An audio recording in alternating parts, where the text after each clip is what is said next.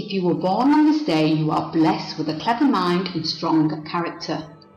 This, when coupled with your obvious determination, earns you the respect of others, although you may not see it so clearly. You are cursed with the desire to always go as far as you can in situations, making it sometimes a life on the edge.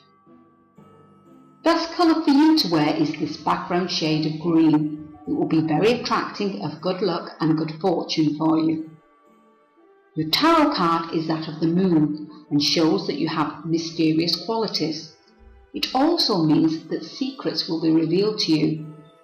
These secrets could come from your own subconscious mind or your connection with spirit. However they are revealed, a clearer path forward for you will show up. By paying attention to your dreams and trusting your intuition, an increase in your psychic abilities will occur. By acting both creatively and spiritually, you will find a new perspective on the different areas of your life, which will make you a stronger, happier person.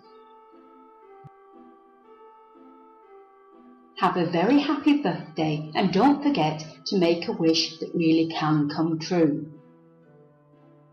Find out how by clicking the link to my website just below this video.